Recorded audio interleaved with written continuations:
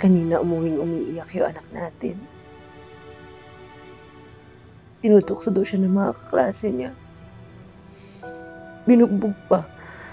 Anak daw siya sa kasalanan dahil magkapatid tayo. Anong gagawin natin, Randy?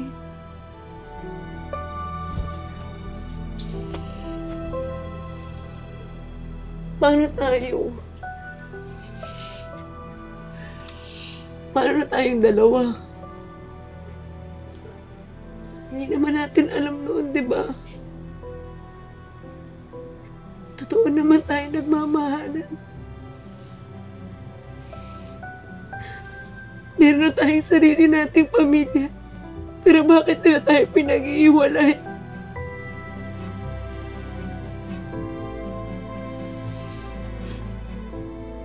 Ipilit man at gustuhin mang ipagpatuloy nina Elaine at Randy ang kanilang relasyon dahil sa paniniwala nila'y wala naman silang kasalanan. Ayaw silang tigilan ng iba nilang mga kamag-anak hanggang sa sila ay binanggabag na rin ng kanilang konsyensya at umabot sila sa isang napakasakit na desisyon. Elaine.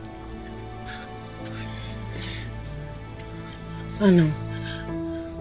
Naghihintay na sa taxi yung anak mo. Hindi ka na talaga mapipigilang umalis. Kung hindi tayo maghihiwalay, habang buhay tayong husga ng mga tao. Habang buhay natin, bibit-bitin sa mga konsensya natin. Dahil kasalanan to.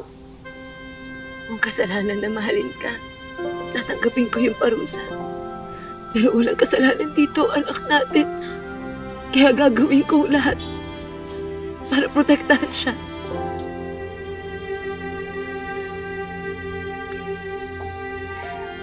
Tandaan mo, biktima lang tayo ng sitwasyon. Hindi natin ginusto maging immoral. At sana sa pag-ihiwalay natin, mabalik natin yung buhay natin sa normal.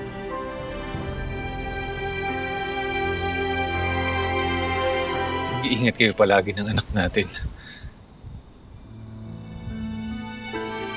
At lagi mong tatandaan, Elaine, na mahal kita. Kapatid ko. Mahal rin kita.